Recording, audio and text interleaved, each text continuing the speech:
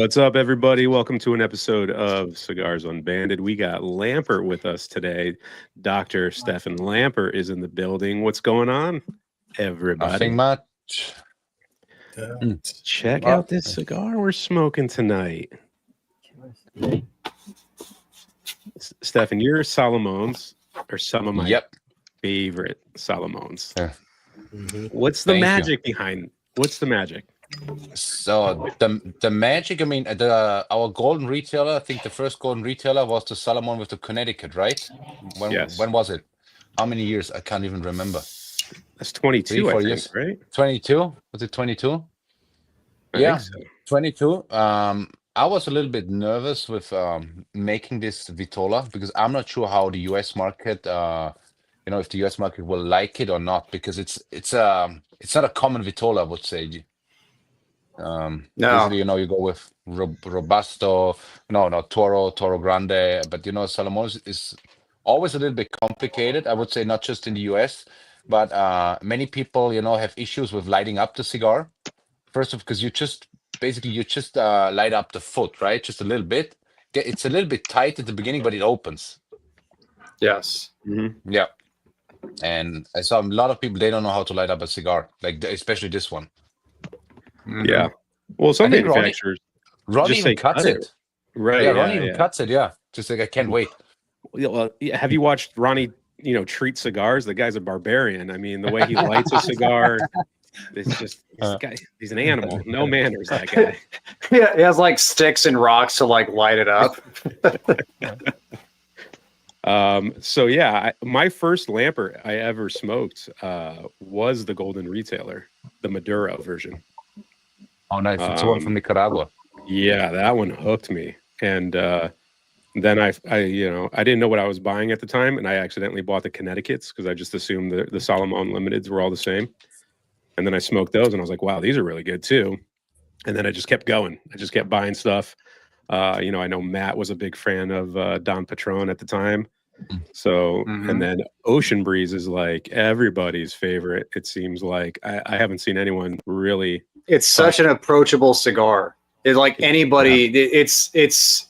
It can't offend anybody because it's just so approachable across the board. It has something for every palate. Yeah, and I mean, we've just been smoking more of your stuff recently. So, I mean, we jumped right into this cigar, but let's start all the way back. Like, let's start with you getting into the business, because how does a doctor end up being a brand owner? Like, what's going on here?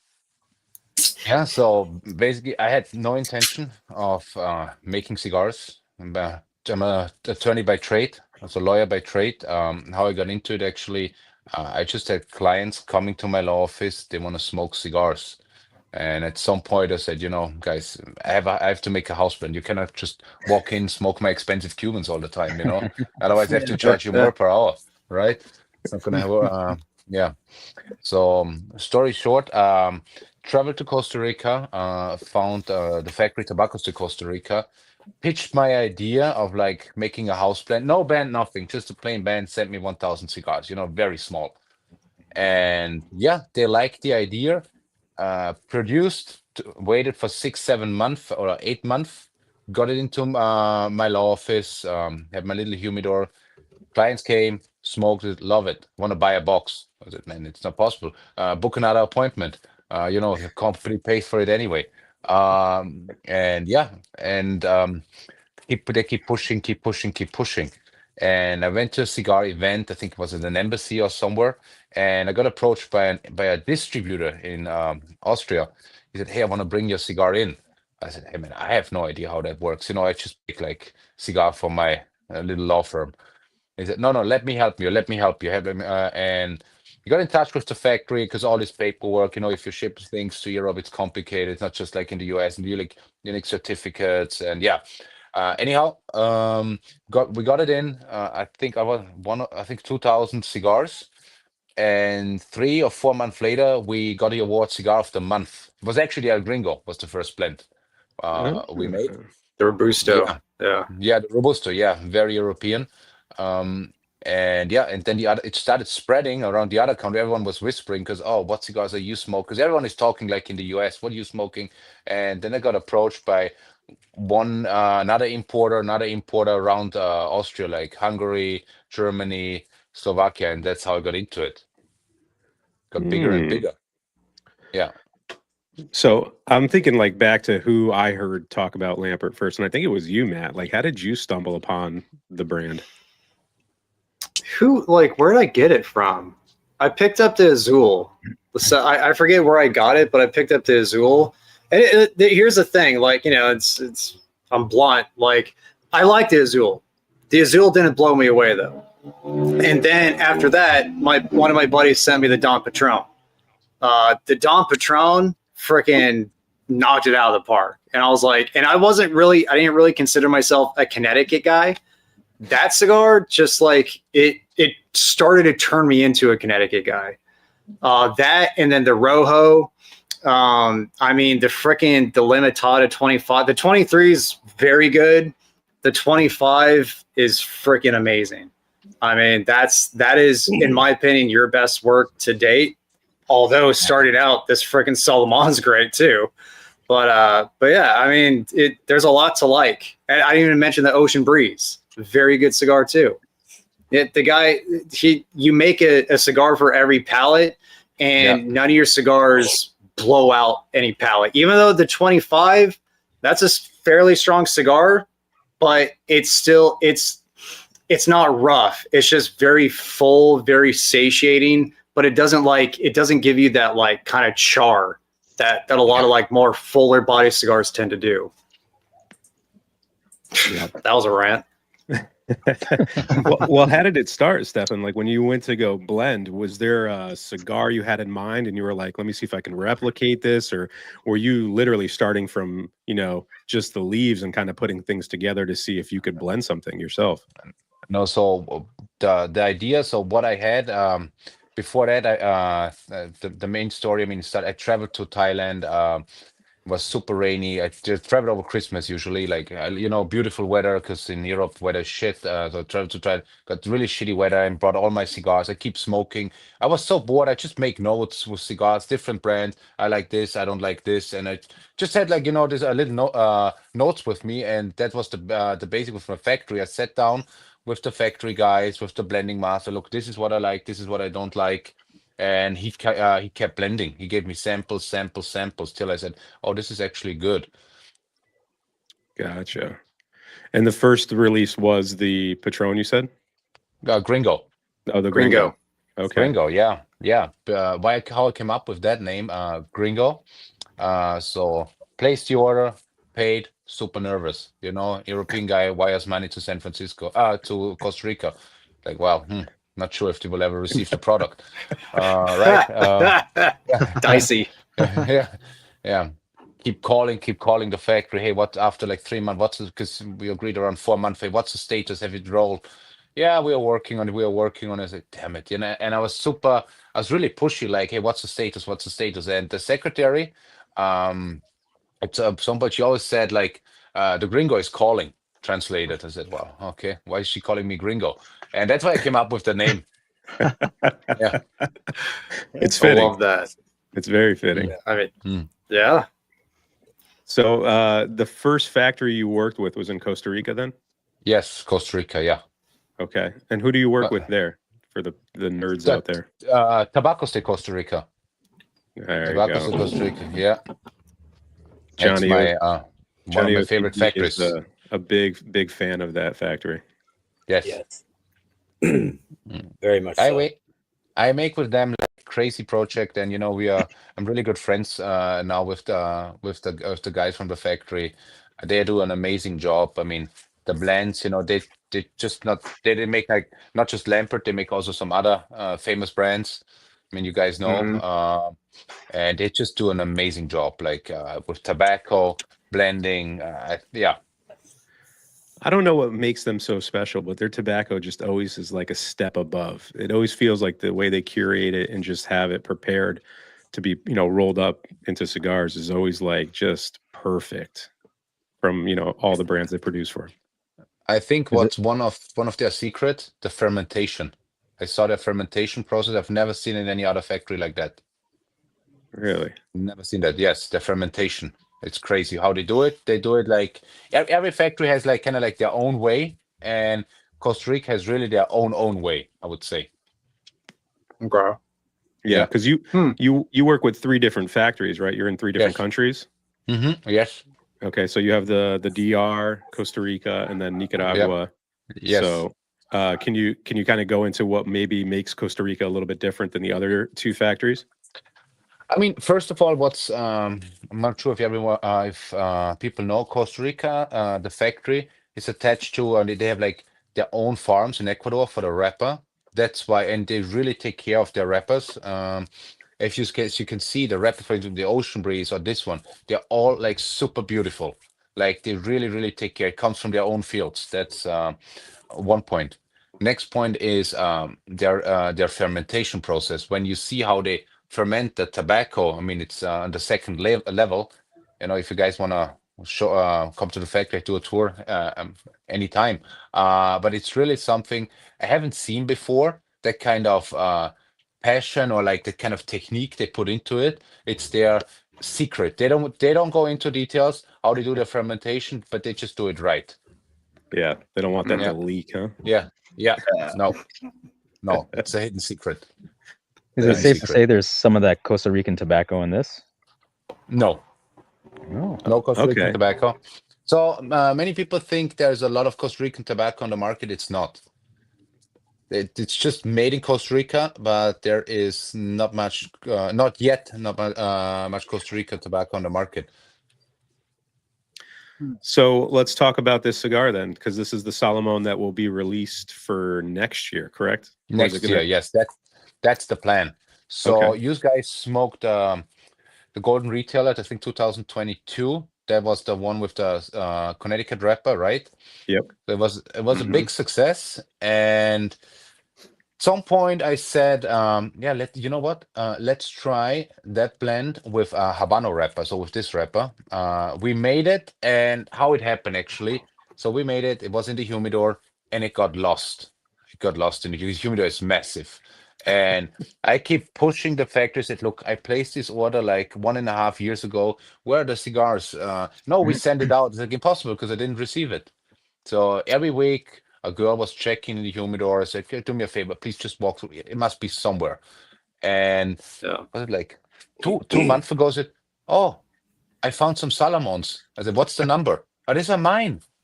Oh, really? I said, and where's the rest? Oh, we only found one part. So there's the second part. We're still searching for it. It's somewhere in the humidor. You gotta find those, man.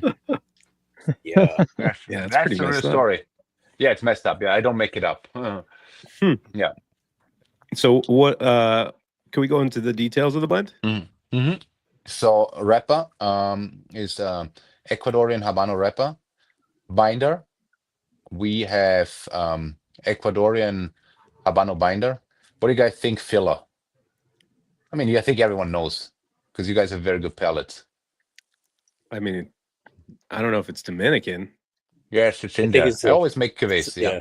Okay. Smidge of Dominican, and I think there's just a little bit of Peruvian in there as well. Yeah. So basically, it's Dominican Republic, Nicaragua, and Peru. Yeah. Johnny, have you smoked this before? Nice. No, I can just on the cold draw I could taste the Peruvian, but I couldn't smell it, so I know there's just a smidge. Just a hint. It seems like a lot of factories are starting to use more Peruvian tobacco in their blends. Yeah. I don't know if that's a trend you've been noticing. Yeah, no, I noticed. But like the tobacco's to Costa Rican, we've used like Peru like from the beginning. Right. Because I think it's I love Peruvian tobacco. I think it's amazing. Yeah. Is there a rich history in Peruvian tobacco? Like I obviously I've seen it more and more pop up, but I don't know that much about it, to be honest. I just know when I smoke it. But I was just curious if there's something unique or just a history behind it. I mean, when it goes into tobacco, I think the Peruvian they smoked a lot of cigar, like their own tobacco. I mean that's just the history part. But in general, I would say Peruvian tobacco for blending, it's one of my favorite. Mm. Yeah. It just seems like a smooth leaf that always adds a little bit of sweetness to whatever you're doing. Exactly. Yes. Is Peruvian something that's not like mass produced or like a large quantity available of? Is it more Yeah. expensive than other tobaccos? Like I was wondering that too. why are not it's more so many other expensive. blenders using Peruvian? I'm assuming it's just not available. It's yes, exactly. It's Price. the availability, the availability, and price wise, and I think it's not that famous, to be honest. Peruvian tobacco gets more and more famous, but it becomes more and more famous, but it's not so famous, and the availability. There are not so many growers in Peru. Gotcha. Mm. So when you started your brand, mostly European market, right? Yes, I started in the European market. That was basically my base for because you have to think if you go into the US market is a monster. It's huge. Um, that's why many European brands are also like thinking twice, should I enter to the US market? Because once you're in the US market, you have the possibility to be in all states, right? And Yeah. once you're like in Europe, you don't have the possibility to be in all states, in all countries, because every country has its own law. In the US, you do it once, you have the availability of all 50 states. So it's kind of like a blessing and a curse, right? Once Yeah, you get in, exactly. it's like now everything's open to me. And I gotta Yeah. kind of go market to market, state to state, and kind of sell the cigar. Yeah. I But mean, and if Go you ahead. create like a cigar, yes, that has like, because you don't know like how many cigars should you produce for the market right now, how is the reception, and one of the problems could be like, let's say it's going to be an amazing cigar, but you didn't produce enough. You will lose the interest of the people because like, damn it, because if there's a hype, it has to be keep going. Right. Similar to what happened to the limitadas recently, I would say. Yes, exactly. Yeah, actually, that's what had happened with the Limitada. I was very like I put the production to be on a little bit low because our first box press cigar, I didn't know the reception. I knew Europe doesn't like box pressed at all, and I was not sure about how's the reception in the US. I mean, I loved the blend. I knew that the Americans they don't mind if it's a box press. Actually, they like it. So. And I had to balance because we are like in more than 60 countries. So I have to think, do I have enough for how should I handle it? Yeah. Yeah. I think you had enough in the US for the Cigars Unbanded Discord group. I think we took a lot of those boxes off the market as soon as we saw them. The guys jumped on them. Yeah. Yeah. Is the blends for the 23 and the 25 different? Because I know there's a lot of people are wondering that. Is it just the box press or is it a whole two different separate things? It's a little bit different. The mother blend is the same, but it's a little bit different. I think it's one leaf, but don't ask me what leaf. I forgot, to be honest. I have to look it up. Okay. Yeah. Which one's your personal favorite? Because I mean, they're both outstanding, but which one do you like the best? If I can choose between 2023 and 2025, but for sure the 2025. Okay. Yeah. It's my favorite. Yeah. Okay. Such a good cigar. I find a lot of guys like they like the retro on the 23, but they think the palette is better on the 25. And I'm like, you guys are splitting hairs here. Like they're both really good cigars. You're just looking for something to talk about. But those cigars are killer. Yeah. I was gonna say, is it gonna be a yearly project? You working on like a limitada like that in the same vein? Yes, I mean, now I have the following problem because the reception of the Limitada 2025 was really, really good. So the bar is really high.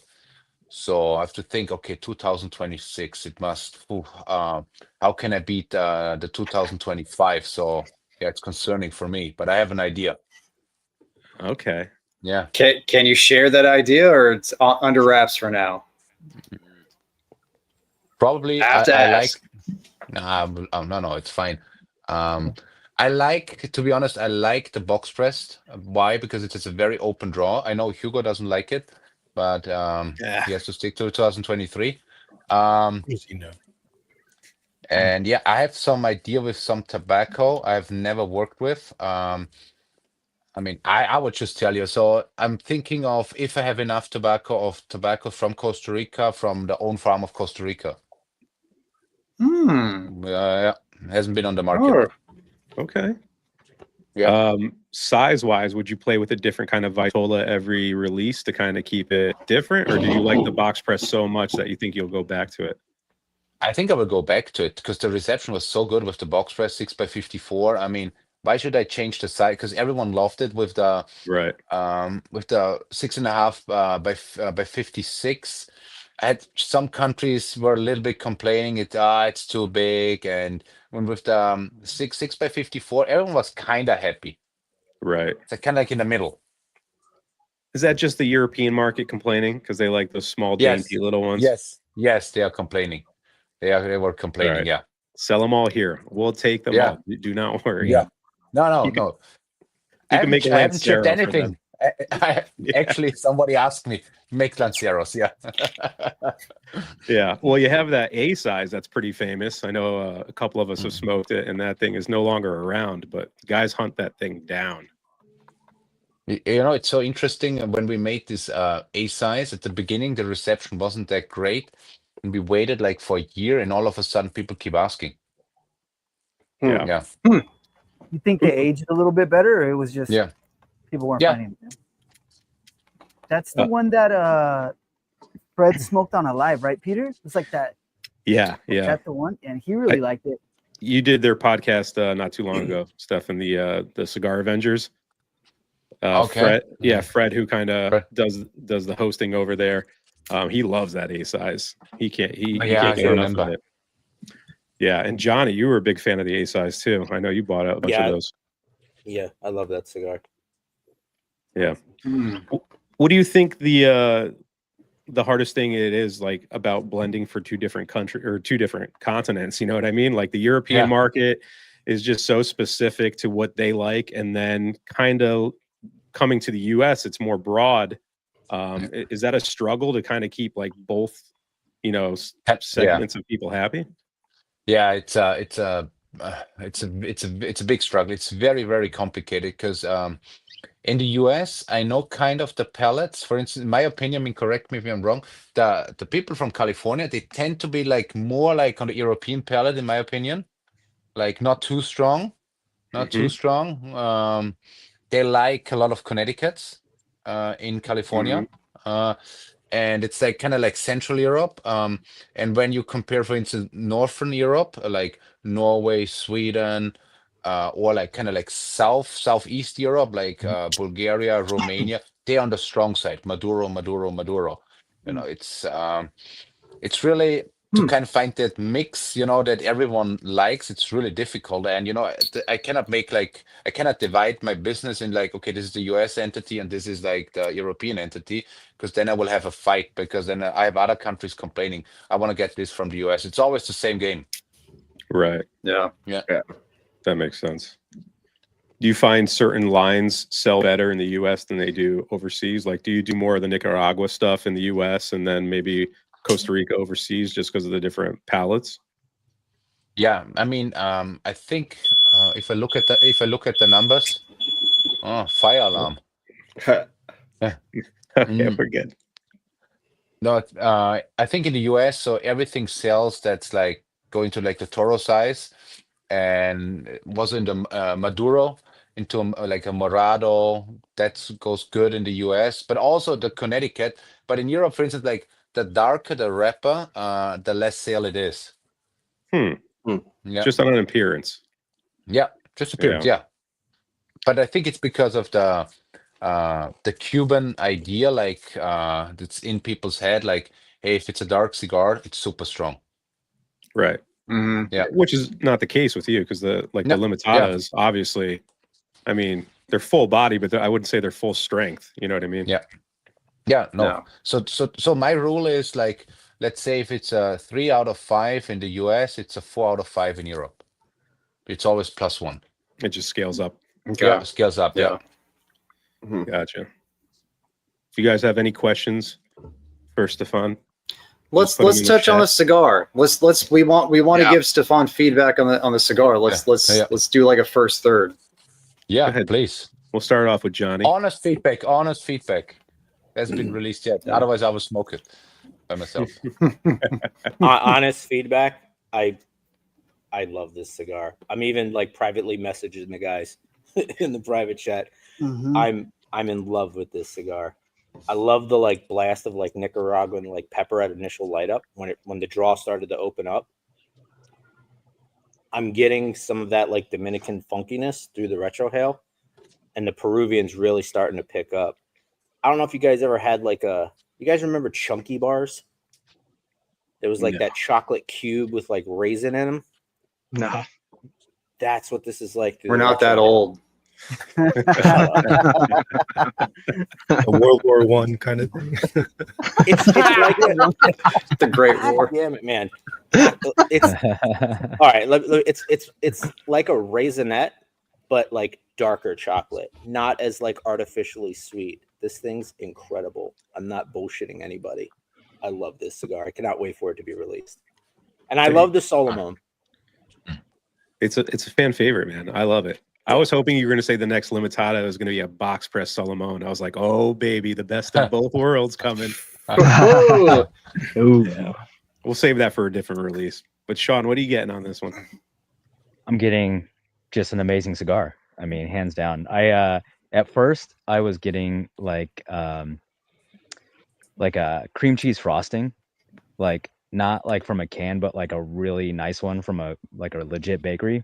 And it was just at first light up, and then it kind of mellowed out into like a butterscotch. And I'm getting like a really Dominican funky version of the Family Reserve 23. Okay. Yeah. I like that. Yeah. What Me about you, too. John? So I actually, and I'm going to sound like a total noob, which is fine, but I thought mine was plugged at first. I really did. I could not get any smoke. And I was panicking. I thought I did like one perfect draw, and then I realized there is smoke happening, and it finally opened up. But at first I thought it was plugged. But no, it's very nice. I'm getting a lot of leather on the palate for me. I'm getting a lot of leather, some earthiness. I'm getting a ton of tangerine. I don't know if anyone else is getting that. I'm getting a lot of citrus on the palate, and then through the retrohale, getting a bit of roasted nut and just like a generic creaminess. So it's very balanced, very smooth. And yeah, the draw is opened up and everything's going well now. So it's very nice. What about you, Roger?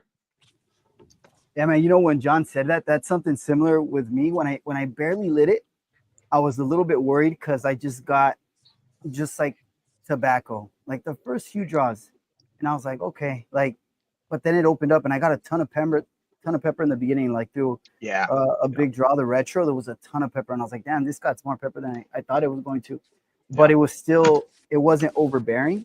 And then when it opened up, I get like a really, really dark, when I retro slowly, I get like a dark cherry. And unfortunately, that's like this, whenever I don't have a lot of tasty notes that I get, but like dark cherry always clicks when it's a cigar like this. And I really like it. My favorite one is the Family Reserve. The 23 was still a white banded one, right? Yeah. The 22 was a black one. The 22 is like has been my favorite, and this one kind of reminds me of that one. I know Sean says the 23. For me, it's kind of like the 22, but I so far I'm really, really enjoying this cigar. Really good. What about you, Matt? The most predominant note I'm getting off of this cigar reminds me of candied pecans or pecans, like from a pecan pie. It's very nutty, very sweet. I can see some like cherry undertones and some oak underneath that. It has, for me, it's never been that spicy. There's a little bit of baking spice through the retrohale. This is, and the Solomons, I don't think I've been as big of a fan of the other Solomons as some of the other guys on the panel, just because they've kind of been a little bit too mild for me. Like, it just seems like there's so much build up with that size. With this blend, at least with this wrapper, I just got an abundance of flavor off the jump from the very start. So this blend is hitting the most in this size out of any other Solomon I've had from you. It's very good. What about you, Felipe? Yeah, same as everyone else. Started with some pepper there, which now is like baking spice. The biggest thing for me is like that nutty creaminess. It like lingers. There's a long finish on it. Also getting a little bit of like floral notes, but it's absolutely delicious. There's like a funk to it that I'm really enjoying, and the construction is absolutely beautiful. Yeah. Mike, what are you getting? A lot of similar notes to other guys. I'll kind of echo what Matt said. I never had the original Golden Retailer that was like the Connecticut wrapper, but I did have the Maduro one. And one of the things I just kind of wished as I was smoking that thing is there was like a little bit of spice or something to break it up a little bit. And this has that, but it's not a lot. It's enough to just kind of like keep it lively. And I'm getting a lot of that. Tickle, like yeah. Matt was, it tickles you just a little bit. It doesn't blow it out, but it's present and it's very nice. And then what, like Matt was saying, there's like a nutty sweetness on the finish that just kind of lingers, and it's delicious. I'm liking this a lot. Yeah, I have nothing really to add, but it's like a rum raisin that I'm getting. And that cherry's there too. It's very good. It's very good. I wonder if that Golden Retailer that you had, because I mean, there was a lot of aged tobacco in that one. So maybe it kind of, smoothed out a little too much for you. Are these similar, Stefan? Like, do these all have really old aged tobacco in all of the Solomons?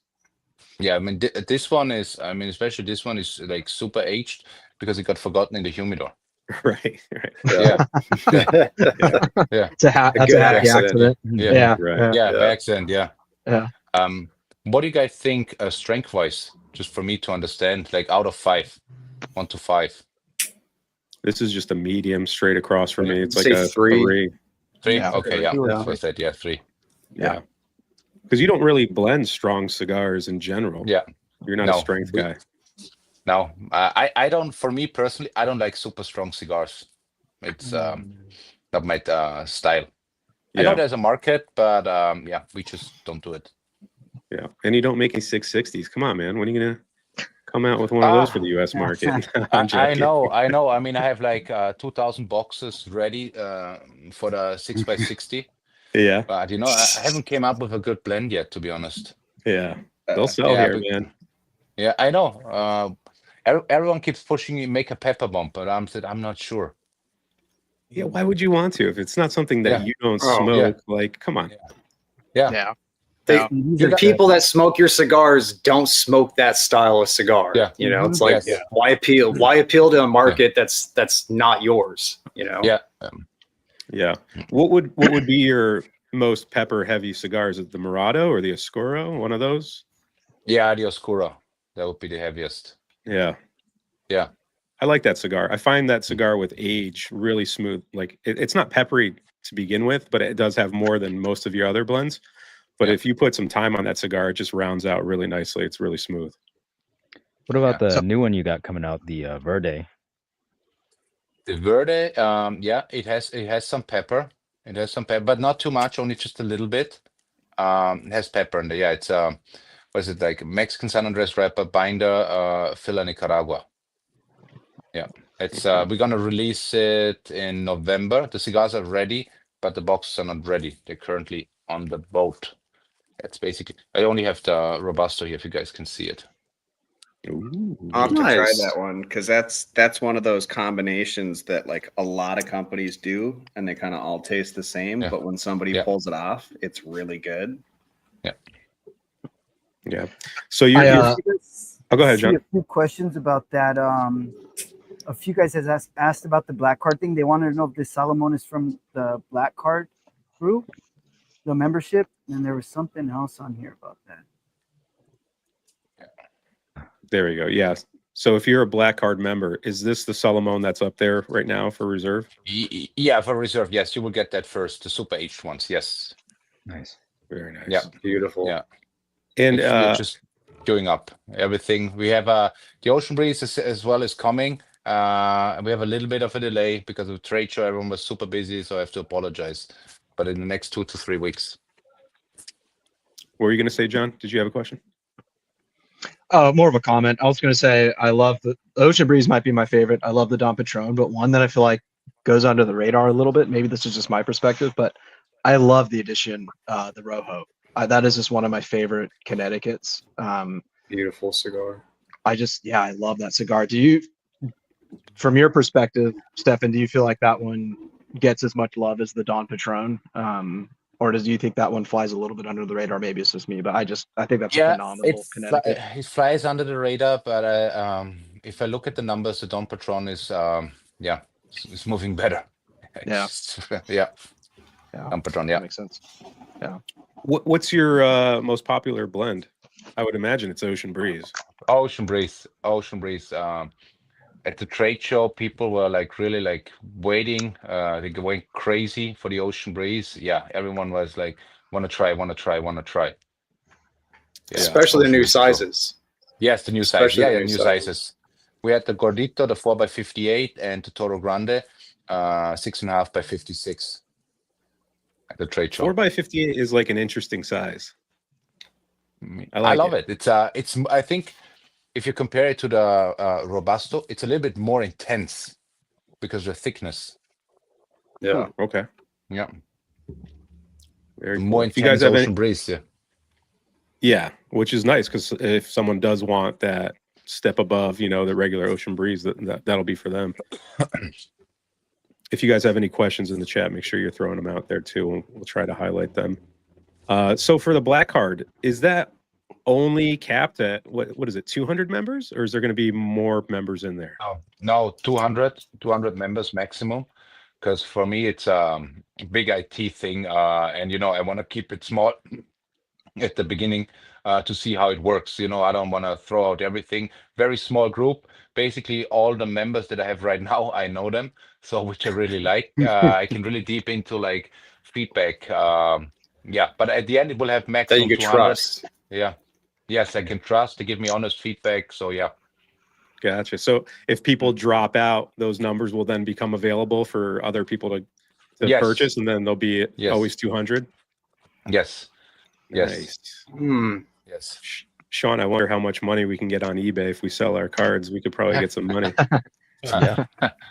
Yeah, No. but it's locked to it's connected to your name, so watch out. Oh shit. No, we'll just do we'll do show buys then. We'll just, Yeah. Yeah, exactly. So Black what was the market for the black inspiration of, what was the inspiration on that? Is it kind of just like a focus group? You're trying to bring people into like the blending process and like trying new blends or sizes? Yeah. Trying new blends, new sizes, and with this I want to have like kind of like a small group. I can really like kind of like work on the blends that can try it first. It's a very, very reasonable price. Just to get some feedback, to get some ideas, to understand the market even better. Yeah. Yeah. Makes sense.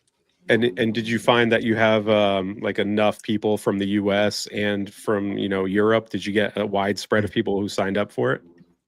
Or is it just US market? Yeah, I limited to the US market because in Europe I have to approach every distributor state by state, and it's a big hassle. Oh, that's In a the US, nightmare. I cannot do that. Yeah, So that's a I nightmare. have actually two guys from Dubai. They have the black card, but they have a US address. Okay. There Yeah. you go.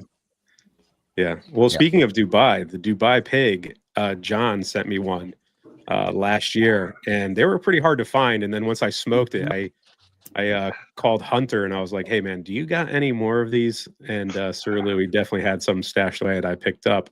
What's the like backstory on that cigar? So the Dubai pig was basically I have a little store in a little town, a little town. It's actually a country, Liechtenstein, which is between Austria and Switzerland. Super like 30,000 people. It's a country. Yes. In the US, it's a little village. It's a whole country. I had this guy from Dubai coming into my store, and he keeps talking. He wants his special cigar. He's from Dubai. Being, I thought, complete bullshit. And no, he became serious, and we started blending. And then he said he wants to have this pig. And I said, yeah, well, we can make something. And I made a cigar for this guy, and I said, look, I cannot ship to Dubai. You pick it up here, or I ship it to any address in Switzerland, but I cannot ship it to Dubai. And yeah, so I made the cigars. He loved it. It was a limited run, and I said, "How do you call it?" He said, "Yeah, you're from Dubai, and the size is a pig. I don't want to say you cannot eat pig, but I said, yeah, okay. Let's call it Dubai pig. Dubai That's- flying pig, like the flying pig. Yeah, Dubai pig. yeah. And then that turned into a blend, right? Is that the Kingpin? Yes, it's actually the kingpin at the end of the day, because Okay, the but guy disappeared. oh, that's not Yeah, good. never. Wow. Yeah, yeah. It Hopefully is. he's doing okay. Hopefully he's doing okay. He went flying somewhere. Yeah. The Vitolas are different though, right? The original Dubai pig is longer. Am I correct in that? I think it's a little bit different in size, a little bit, because we changed. Okay. They have the mold thing, just a little bit. Gotcha. Yeah. Okay.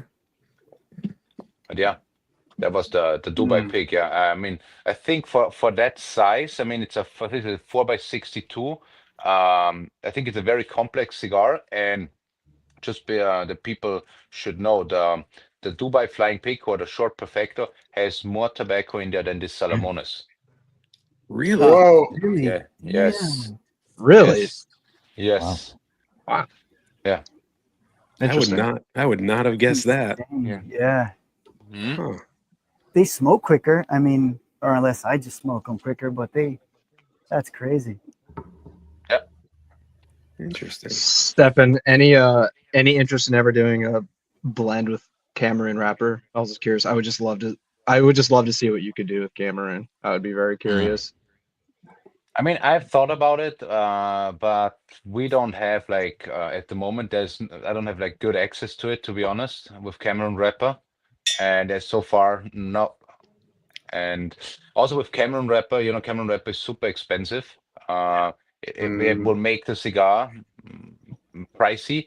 And one of my philosophy, even if it's just like a regular production or a limitada, I think the price should be still reasonable, because I want for me it's very important that everyone has the opportunity to smoke a good cigar to a fair price. It's one of my philosophies.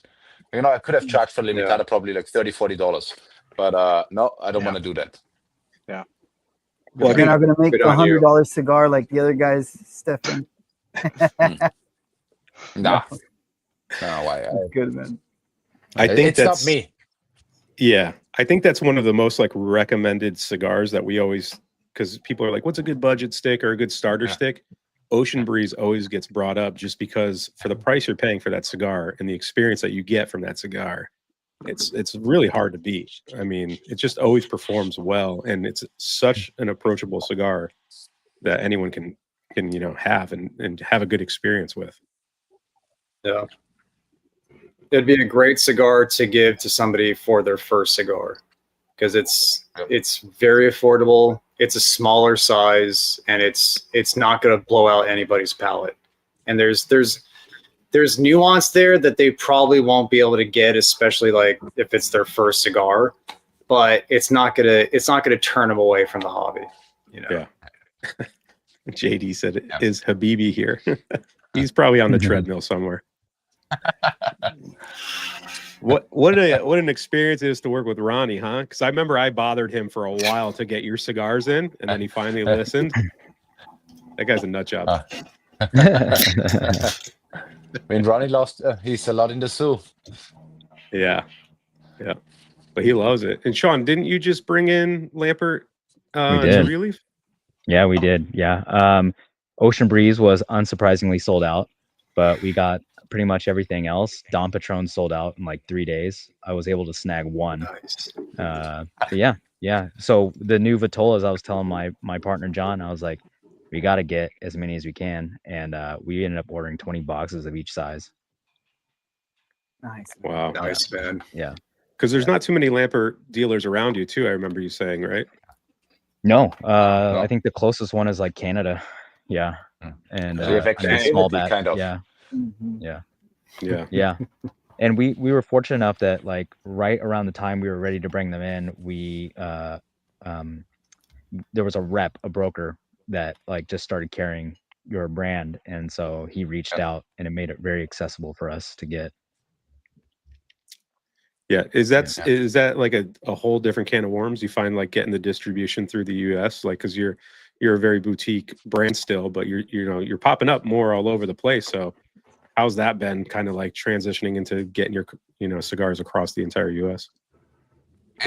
It's a challenge. It's a challenge, especially because I cannot clone myself. I have so many countries at the same time reaching out. But yeah, so what we did, we improved like the US market. Like every retailer gets like weekly stock update. They can order online, like super easy. They can just say 1 box, 2 box, 3 box place order, and everything will be like automated. Like it will be automatic. Gotcha. Yeah. Nice. Have you had a hard time with the demand of keeping up with everything, or is it kind of a pretty steady flow right now? Now the thing is, there's some now the ocean breeze is like always like stock level is always low once it comes in. We have so many back orders, especially with the new Vitolas, the Toro Grande. I just hope I can get enough in because especially now after the trade show, like, we collected all the orders. So Right. yeah, it's the ocean breeze Dom Patron moves really, really good in the US. Yeah, you're fresh off of Enter the Back, right? Like that was Yes. a couple days ago. How was the show for you guys? I was just like it ended yesterday.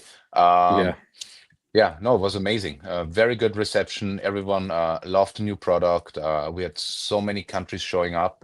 It was really good. Super busy show. I really, really liked it. Any new markets that you're breaking into now that you haven't been carried into?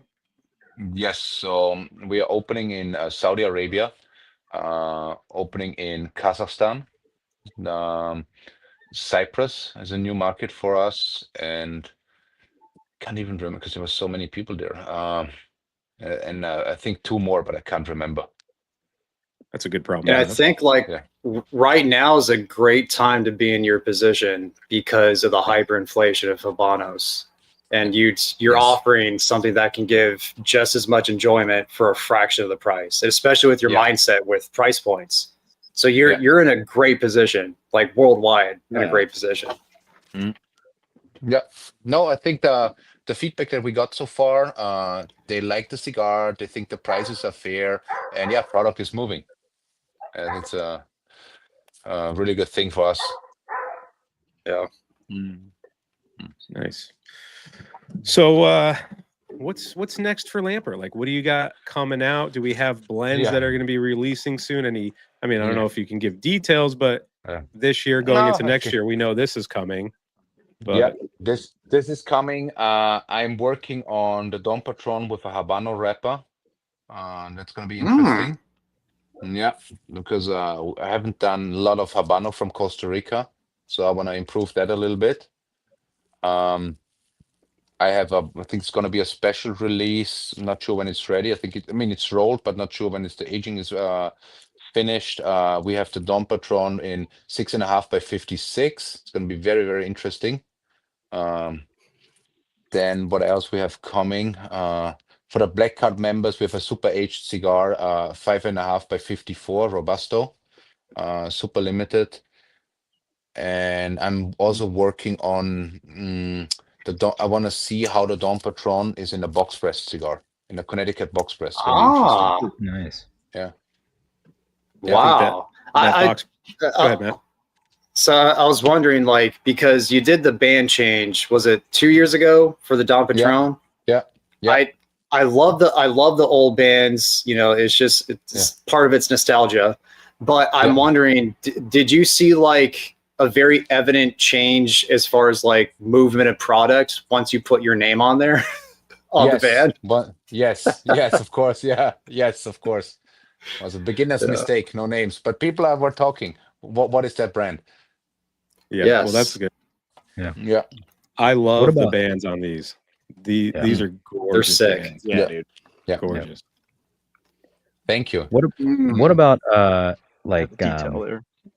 store exclusives? Are you working on any of those? You seem to be very approachable for like very we make store exclusive, like not just in the US, we make it like for many countries, store exclusive. Sometimes with a Lampert band, sometimes we may just make the house blends for them. It really depends on the store, and we are really, really open to it because that was one of my ideas when I started it to make custom a custom cigar like for everyone. But I cannot do it for everyone anymore. But I can make it for stores now. Yeah, Yeah. because Yeah. you kind of started out as like My Cigar Labs or something. Yes. Was that right? Yes. Yeah. Yes. At the beginning, I made for every consumer his own cigar, his own blend. But once we scaled, it was not possible anymore. Yeah. And Yeah, then that's some gotta of be your tedious. cores actually came from some of those. I think like the Yes. Azul. Yeah. Yes. Yes. Yes. Some of our cores. Yes. Yeah. Some of our Yeah. the mother blends. Yeah. Yeah, you seem to be very approachable when it comes to Yeah. terms of like making store specific blends and stuff. My partner and I have been talking about wanting to bring in one, and you just seem Yeah. to be the most logical choice. Yes. And the good thing is like we offer everything like out of one hand, from cigar band, design, box, additional labels, cigar, everything. We can make everything like in-house. How would you feel about making a cigar for a YouTube show that goes live on problem. Thursdays? Okay. No problem. No Okay. problem. Yeah, but All right. but I think the challenge that you guys will have, you have to find first of all the Vitola. That you guys gonna be big argument, right? Yes. Yeah, it's gonna be big argument. Yeah, and the blend probably the wrapper starts with the wrapper in Connecticut Yeah. Habano, and that's, yeah, you have to Yeah. vote. I mean, size wise, I know a lot of guys like a 6x48 or 6x46. I think that's a favorite around here on this panel. And Ecuadorian Connecticut just sounds really nice. I think you could do some really good stuff with that wrapper. Yeah. Yeah. We'll have does. to. Yeah, we'll have to see. We'll have to see. Just get in line. I I mean- mean, I already. Get in line. But that's one of the fun things about your Instagram lives too, Stefan, is like Yeah. when you go Yeah. live, you're talking the whole time and you're like, what do you guys like? What sizes? Yeah. Like you're always trying to like, bounce ideas off of anyone that's Yeah. in the chat. Like, has Yes. that been a lot of fun? Because I've noticed you've been doing it more recently. You've been busy with the show, but Yeah. I've noticed you've been going live more frequently.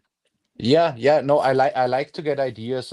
What's actually the demand on the market, not just what I think, because I want to be, in touch with actually the consumer. Like, hey, what's the consumer really like? What is the consumer looking for? It really helps me to understand the market better, because every market is like a little bit different, and I just want to have like a full picture to be updated all the time.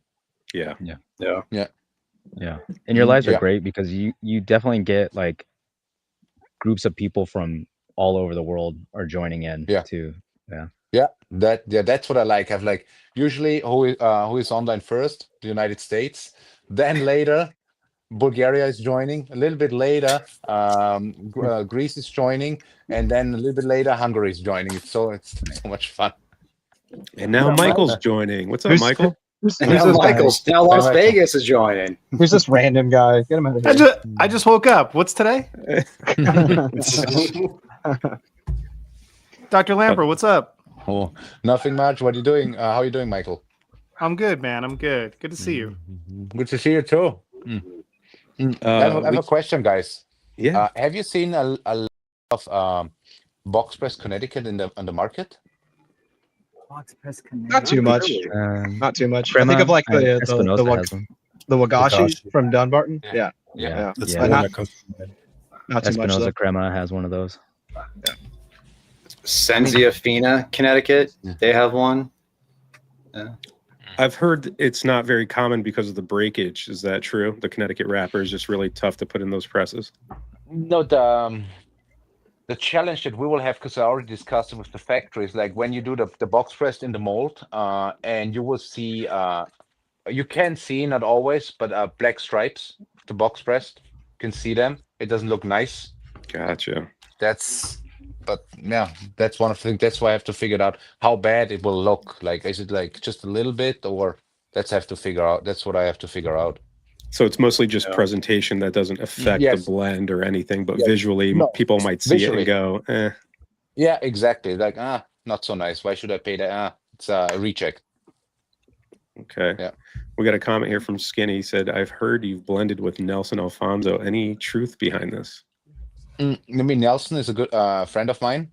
I met him at the trade show, but we haven't blended together. I met him at the factory, yes, but Nelson has his line and I have my line. That's basically, yeah. Produced in the similar factory, same factory. Same factory, right? same factory, same Okay. factory. Yeah. We both produce in Tobacco Stick, Costa Rica. It's same factory. And I think Yeah. that's why a lot of people associate like your brand with a higher end brand, because the guys who do smoke those cigars tend to also like your stuff as well, which is nice because the budgets are totally different. So you can experience that tobacco that they offer there at that factory at different price points, which is nice. Yeah. Should we go around and talk about the cigar more? Yeah, we'll check. We got some good questions popping in now, but we'll do a second, third, final third, depending on where we are. Yeah. Johnny, whenever you're ready with that last puff, let us know. He's in heaven right now. You see his face. Nice, man. Finishing the retro hail. No, oh shit. I'm full screen. No, I mean, I'm seriously enjoying this cigar and I'm looking forward to when it comes out. I don't know, I'm really getting a lot of that like Nicaraguan spice throughout this cigar.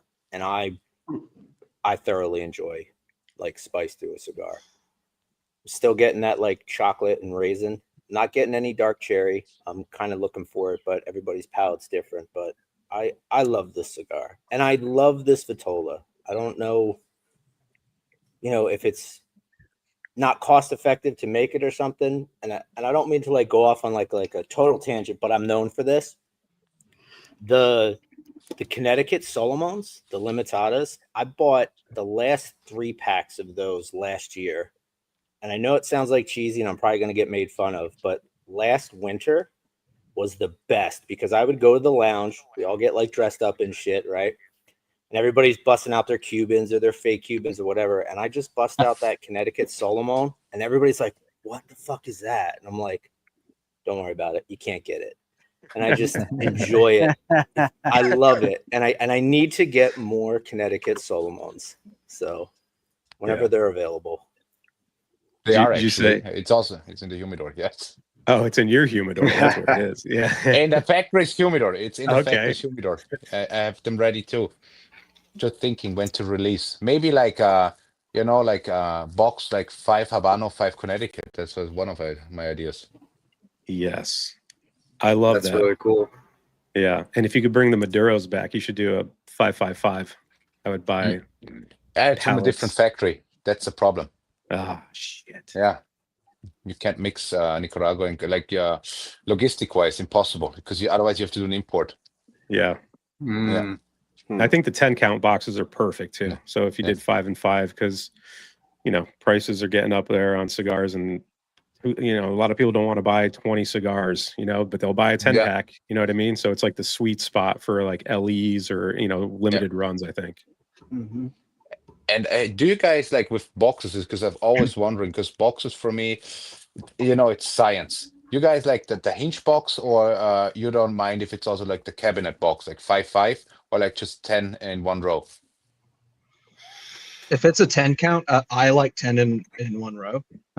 That's my preference. But if it's more, then I don't mind the cabinet. But for a 10 count, I like the 10 in a row. I don't care because it's coming out of the box as soon as I get it, and I'm burning it. So whatever's easiest and cheapest for you to make, that's all that matters. They can be in cellophane bundles. I don't care. Like, just give me the cigars. I would love to. I could bring down the cost a lot, but retailers don't like it. Yeah, sure. Yeah. From a retail perspective, because I do the mobile cigar lounge, they present really nicely. The 10, like I like that. So. Laid out. Yeah. Yep.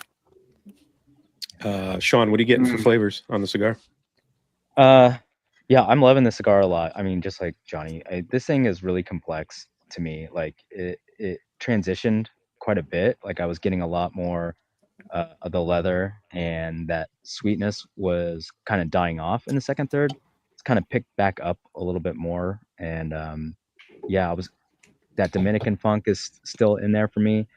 And right about here where I'm at the band, I was getting a little bit of mint on the retro.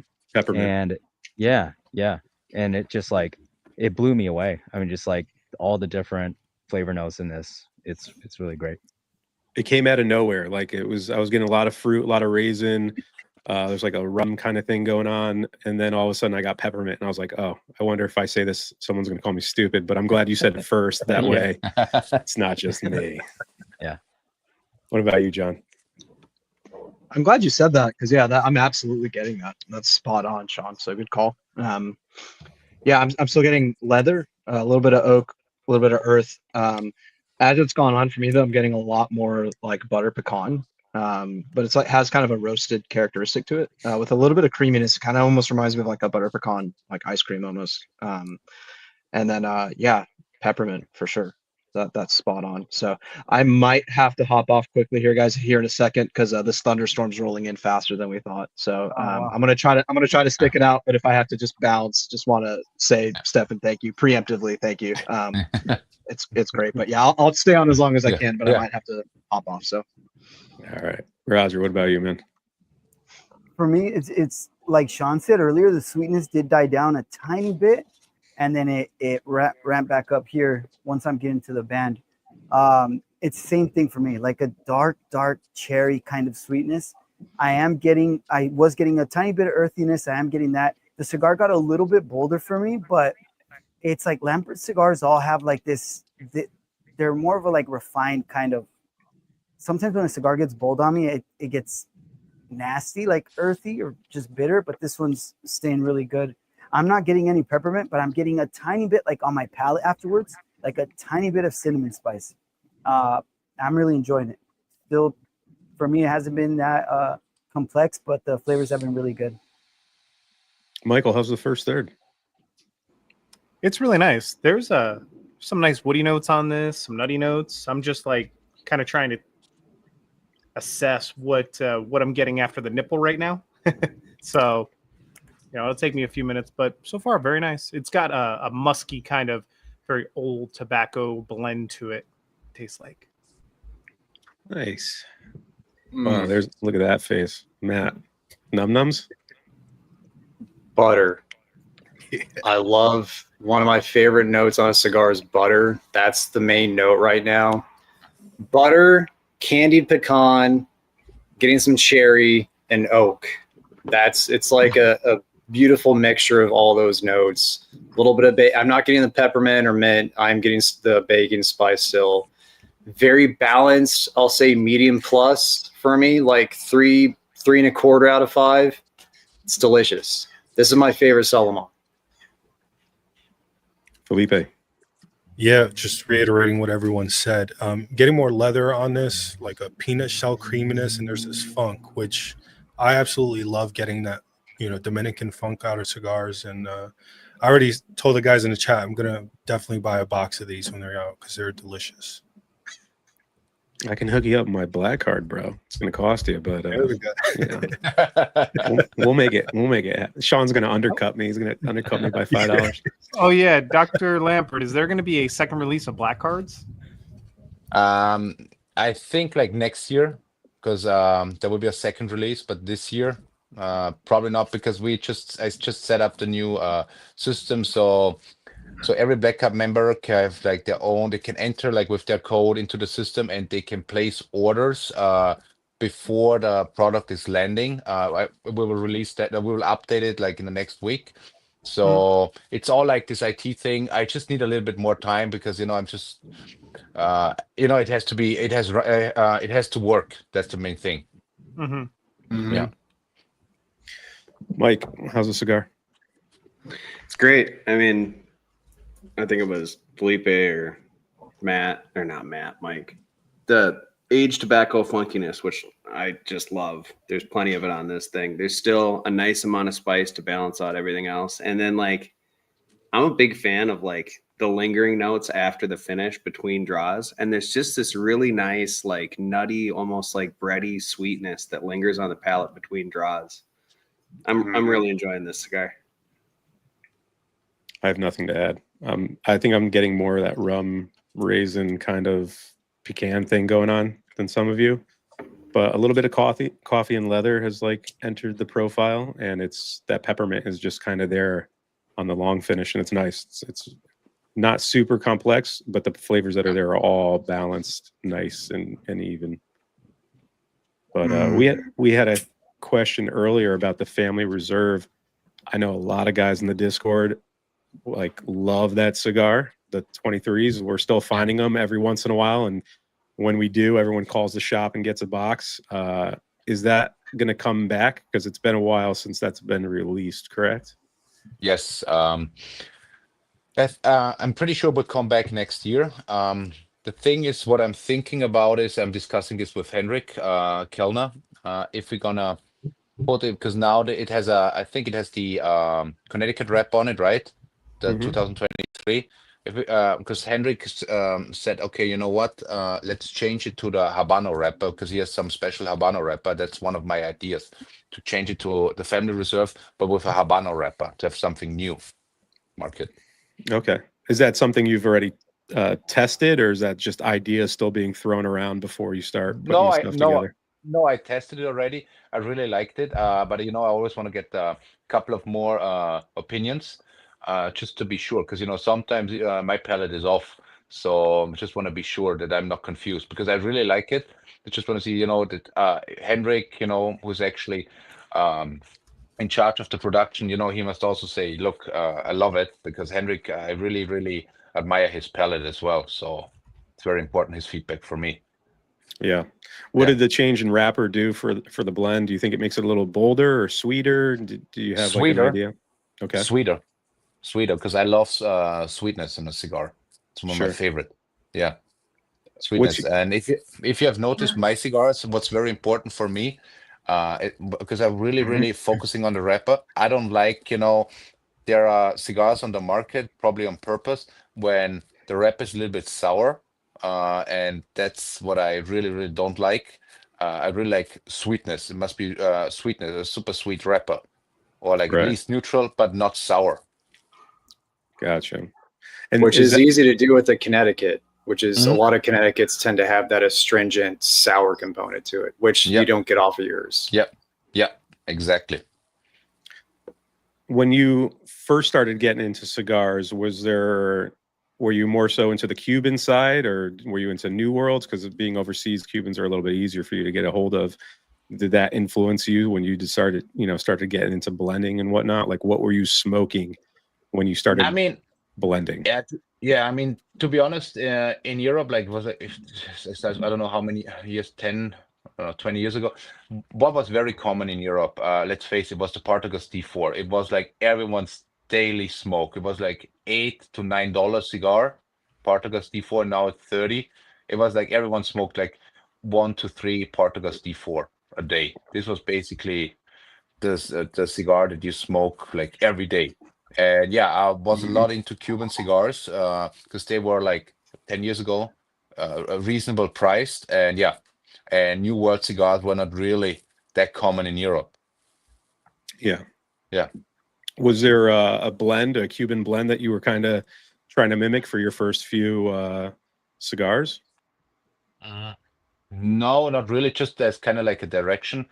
For me, one of the best Cubans, I like the Siglo 6, the Siglo 6. That's what I really like. And from the Cuban, and like into this kind of like direction. It's one of my favorite. Yeah. That's one of my favorites too. That is a good one. What other cigars were you heavily into for the Cuban side before you started getting involved yourself with the blending? I mean, I liked Partagas D4 as like a daily smoke in the morning because it was an easy smoke. The Siglo 6. I like the H. Upman, the 54. I like this one. And the Robina, the Unicorn. That's what I like. It's very hard to get. And what else? I'm just thinking. Has there been like a unicorn cigar that you've lusted for and just never got to, or maybe got to try once? Has there been a cigar that you just, wanted to try? I mean, all those now, like all the super limitada Cuban cigars. Some of them I'm very curious to try, especially the ones, like, okay, why is this cigar like 800 euros, for instance? I wanna, what's so special? Yeah, it's just like, out of curiosity. Sure. Yeah. You got to try it for science, Stefan. Yeah, but we don't get them here. Yeah. Yeah. That's crazy, man. $800 or Yeah. 800 euros. 800 euros, yeah, for one cigar.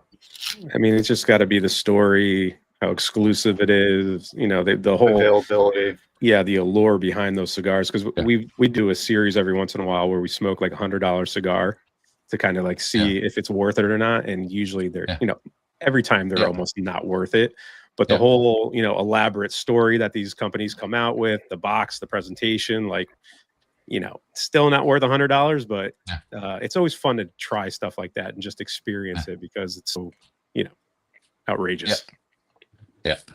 And also for like, you know, understanding, hey, why is this company, I don't know, bringing cigars up for like $800 a stick? I think the box was like, I don't know, 8 or 9,000 euros. It was like a 12 count. Yeah. Yeah, It's crazy. it's out of my budget. Yeah. I think Roger buys those weekly, but the rest of us just Way. smoke what we can get. Paints his house smoking those, dude. Let's see here. What do we got? So what's next? Like, are you looking to get into other leafs? Are you trying to, you know, experiment with other processes that you haven't done yet, like with different countries? Are you trying to blend, you know, outside of what you've been doing with the other 3 factories? You looking to start anything else? I mean, I'm really into Costa Rican tobacco at the moment, from the fields from Tabacos de Costa Rica, from their own fields, grown in Costa Rica. That's what I'm really, really curious. The tobacco tastes like strong but sweet. Very interesting. I'm very curious to see like how it, because we are now doing like some test blends, and 2 of them I really love, but I want to put them in the humidor, keep a little bit aging to see how it develops. Yeah. Yeah, because sometimes, you know, this tobacco is pretty new, and usually you have an idea. I mean, it happens to me. Usually you have an idea how the tobacco will develop in like 3 months, but you know, it also happens to me like, oh wow, when they rolled the cigar, I smoked a great cigar, and after like 4 months, they gave me the cigar again, and they didn't tell me anything. I smoked it. I said, hey, don't give me this crap. It's not good. But that's a cigar you liked. I said, really? Wow. Yeah. How frequently does that happen? Because I know you're pretty meticulous about like storing your stuff and not smoking it until it's ready. Like, you're not one of those guys who's like, we just got to rush stuff to market. I noticed with you when we've spoke before, it's like it's in the cooling room. Yeah. It'll be ready when it's ready. Yes. Because what's very important for me, if I bring a product on the market, you know, at the end, the consumer and also the retailer must be happy. I don't want them to do the aging for me, because that's my part, the aging, to bring it on the market when it's right. Otherwise, you know, I don't bring it on the market. I think that's just fair. And you store your stuff in the factory there? Because I think I Yes. heard you said you built cooling rooms over there to keep all your stuff. No, basically, I store it in the factory, and some samples I take to Switzerland and I put it in my humidor as reference when I don't have time to travel there, as reference. So every cigar has a little number, so I can always we can go with reference numbers, just, you know, as a double backup in case a confusion happens. Gotcha. Yeah. Okay. And I wanted to touch on the rum too, like that little side project that you had released a few years ago. I have a bottle of the 12-year. Yeah. How did that come around? Are you just a fan of rum and you wanted to do something, or did someone approach you? No, I'm just a fan of rum, and I thought, you know, rum pairs really, really well with cigars. And yes, I went to the distillery, got introduced by the factory from Costa Rica. Hey, go to Panama. This guy, he's Cuban. He's in the rum business. He smokes cigars. I said, okay, let's go in there. Let's make some rum. And we did some experiment. I said, we smoked cigars. What fits great to a cigar? And then, yeah, we made a blend, just a 7 and a 12-year-old rum. Goes super well with the cigar. And basically, it's a little side project, but it's always nice for pairing, especially in countries where you can sell both at the same time. I mean, it's a big advantage. Yeah, like in Germany, for instance, you can sell both. You can sell the rum and the cigar. It's a perfect pairing. That's a box you should come out with. You get the bottle and the cigars all in one box. That doesn't sound like a nightmare. Yeah. No, in certain countries, it's possible. Except in the U.S. market. Yeah. Now, in the U.S., it's not possible. That's the problem. Yeah. I would love to do it. Have you experimented with any other liquors, maybe a whiskey or a scotch or anything else, or are you sticking with No. rum and I'm any s- future sticking projects? with Maybe. rum. No, I'm sticking with rum because it's it's just a little side business, like as a pairing, like additional pairing. But I don't want to go into the liquor business because it's I mean, Michael, it's complicated. Yeah, Yeah, it's expensive. yeah, it's Very expensive and expensive. complicated. Yeah, They always say that if you want to make $1 million in the liquor business, you have to be okay with losing $3 million. yeah. And I think I've heard you mention that, like, even though breaking out into the United States with cigars, it's like very easy because you just have access to everything. But when it comes to liquor, it's state by state. Yeah, Like, a liquor yeah. is like this. In the US, you have this 3-tier system. You need an importer, and you need in every state a distributor, and the distributor sells to like every retailer. So, yeah, Yep. it's basically the 3-tier system is like what we have in Europe for cigars. It's like the opposite how it works. Gotcha. Yeah. And is the rum still available? I think I've had mine for a few years, so I don't even know if it's. I think it's a Total Wine has a few bottles left, and that's it. There you go. Yeah. Check it Very out, nice. Edward. Yeah, Check the site. What's your normal pairing? Are you a water guy, coffee guy? Like, what do you usually have when you're enjoying sticks? I mean, if I know the blend and I like it, I go with an espresso. But if I do like making new blends, it's just water. Not I don't want to do anything else. Just pure water, still water. Yeah. Just taste the tobacco. Yeah. So you're not like a white monster guy the first time you're trying a cigar. or anything? No. You gotta No. try it, man. You gotta try it. Yeah. And what's also one of the things what's very important for me for the cigars. I mean, there is certain tobacco on the market. I mean, I'm sure you guys have noticed when you smoke the cigar, it makes your mouth dry and you get thirsty, right? And this kind of tobacco I will never use because I don't like it. I don't like when you smoke a cigar and you get thirsty. So that's also one of my main my main points when I blend cigars. I don't want to have a cigar that makes person thirsty. I mean, the cigar would work probably in a bar, so they can sell more drinks. But for me, the cigar should not make you thirsty. Yeah. It's true. Johnny OCD loves his white monster, though. He can't get enough of those. Perfect pairing with Peruvian. I mean, it works for me. Right, man. So you're trying to cut down. You're trying to cut down, trying to save some money.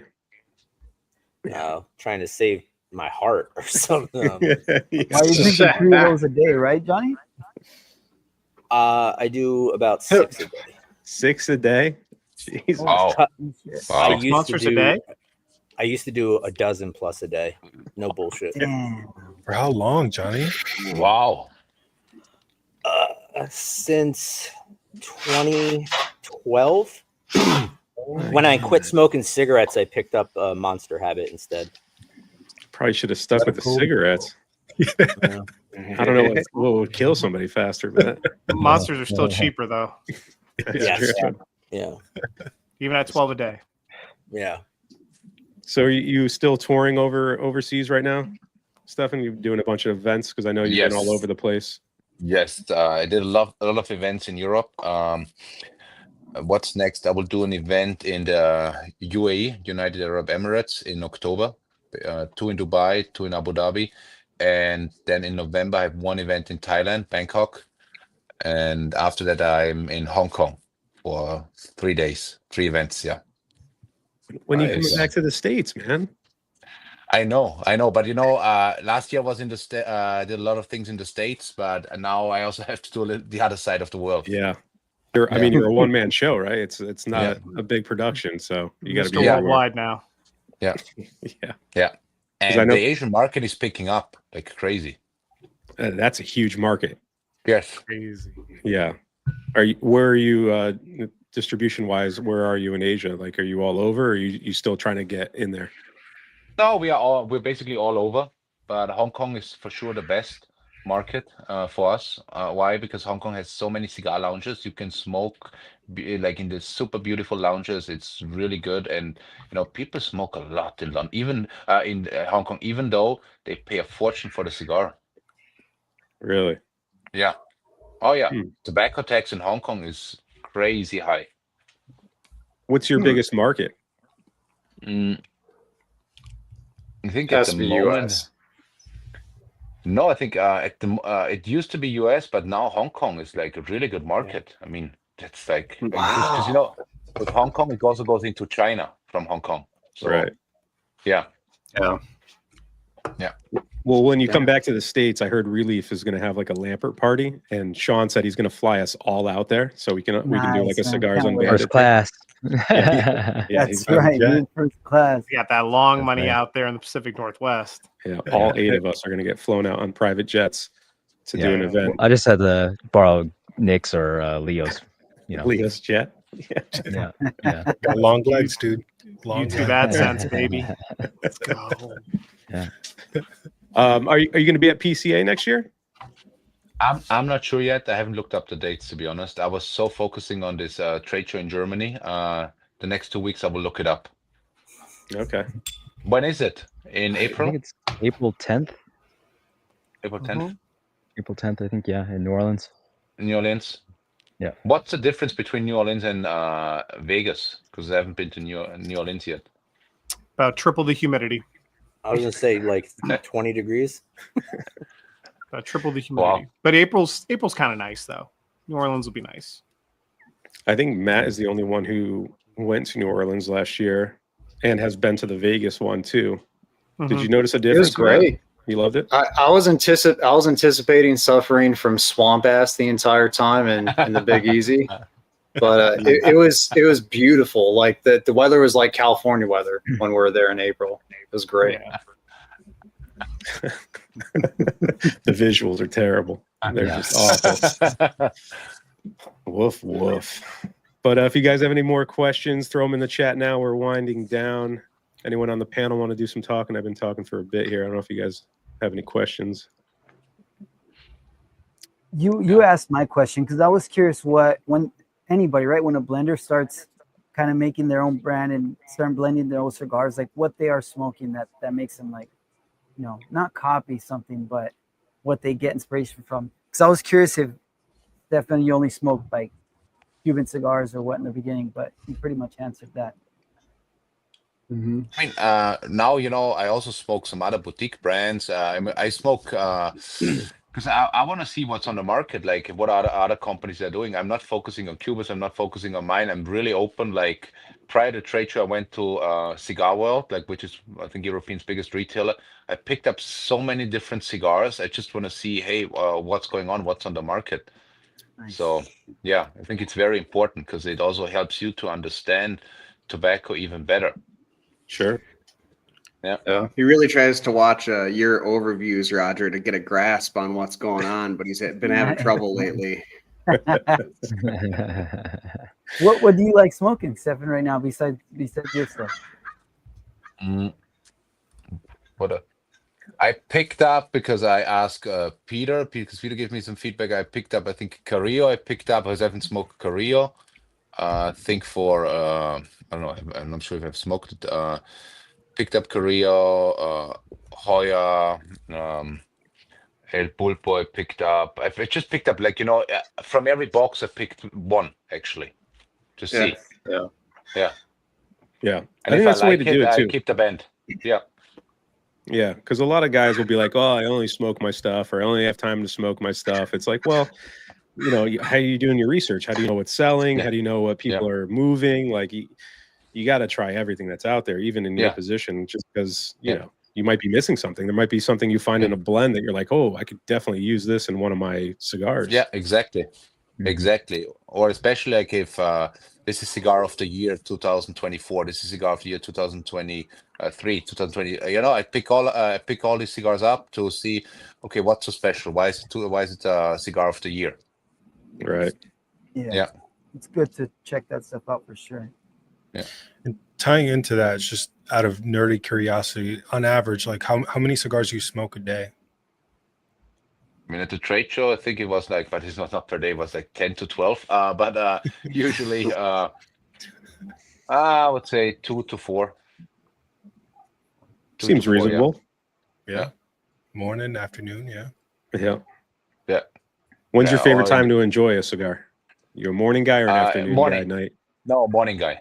Morning. Morning. Okay. Morning guy. Yes, smoking Well, the morning. Coffee. Not clean coffee. I get an espresso. No, it really depends. Like if I know the blend or if I doesn't know the blend. No coffee, just water. With my book, making notes. Yeah. Yeah. Nice. That kind of makes sense with your blends too, because they're not going to punch you in the mouth in the morning. Like you can pretty much enjoy any one of your blends with a cup of coffee in the morning. Yeah, for sure. yeah. I couldn't smoke. I can't smoke a super strong blend in the morning. I mean, I know people they can, but I can't.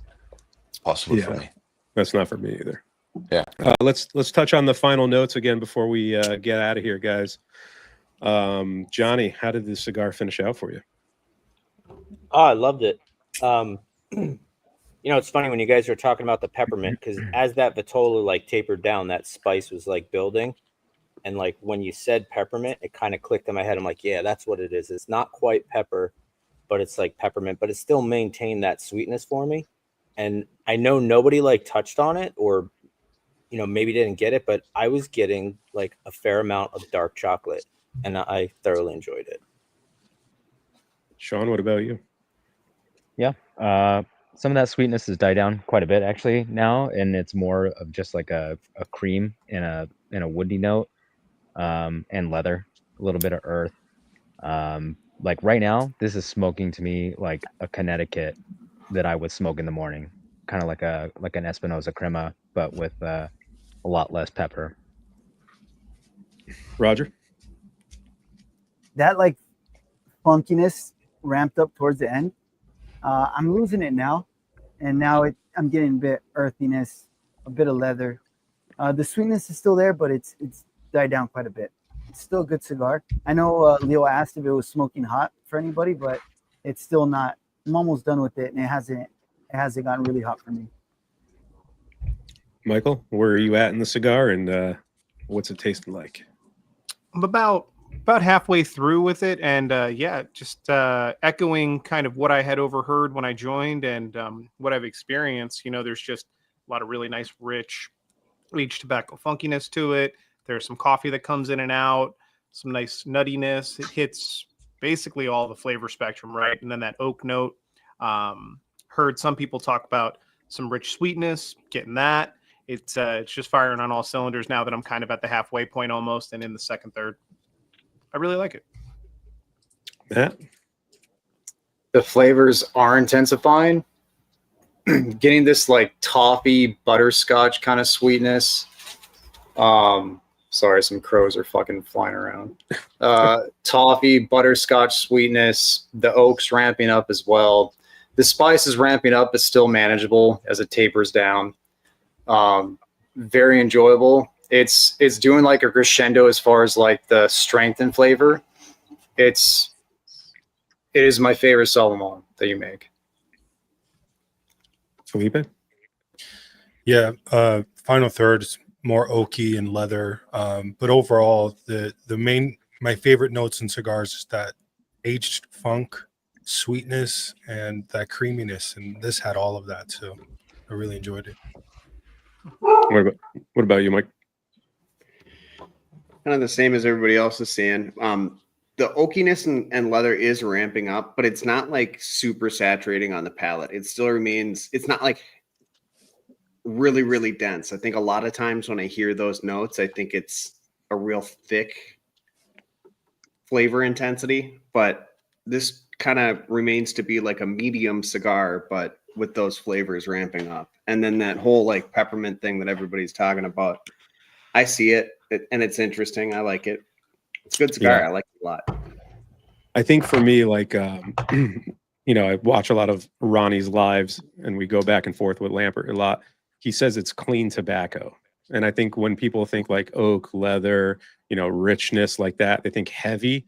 But once you know, retro, once you exhale, there's no like bitterness on my tongue. It's just clean, which is nice. And I think that's a characteristic of the tobaccos that you're using with Costa Rica and, you know, Dominican, Peruvian.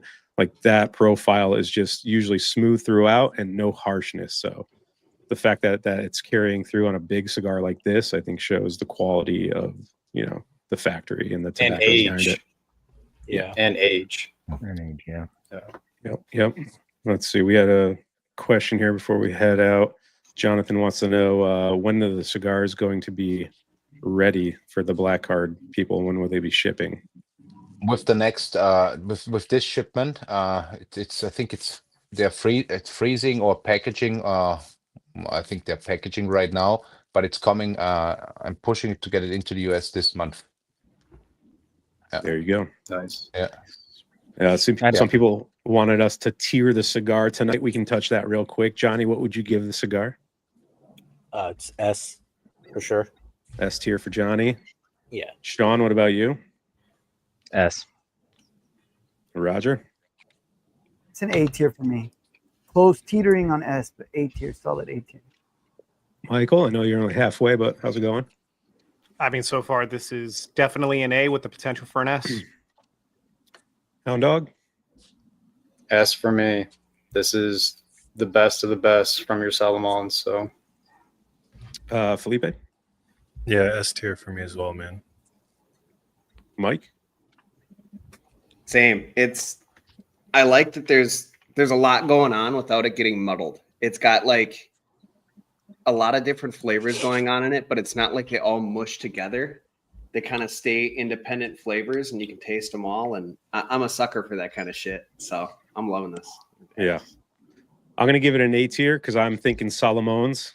And for me, that golden retailer, man, that cigar is so freaking good. And it probably has to do with all the age behind it. That one, if I'm ranking the Salomon's, it's going to be the Maduro, the golden retailer Maduro. This one would come in second, and then the Connecticut after. So that would be my order for those. What do you guys think about the idea? Like, because I have the Connecticut in the factory, same age, and the Habano that we are smoking right now. 5 Connecticut and 5 Habano. I love it. I think 3 yeah. boxes. Yeah. it's great. Offers variety. Absolutely. Yeah, I think so. Yeah, So- that's what I'm thinking of doing. Yeah. I don't think that's a wrong answer. I think that's a good one. Mhm. And if I know a lot of guys don't have access to Lampert because their local shops don't have it yet, but we are partnered with Small Batch. They carry Lampert. I believe they still have a couple Lampert sampler packs in there. So I highly recommend going over there, picking up a sampler pack, smoking through the pack, and then figuring out what you like, and then supporting a brand that we all love and we get behind. So outside of that, Stefan, any final remarks you want to give to the I people? just want to say thank you for the support in the US and also to you guys, because all your YouTube channels, it really helped for the brand. And it's not just the US. I'm not sure if you guys know, lots of Europeans are watching your YouTube channel, and they reference you. It's like really like interesting. Like, hey, I know Matt. I know Peter. It's like, really, how do you know? Oh, on YouTube, and we chat. Like, really, you know him? And it's like, just like, for instance, in Bulgaria again. Like, how do you know him? You're so far away. Have you ever met him? No, but we chat. It's like, oh wow. Peter is my friend. I said, oh, okay.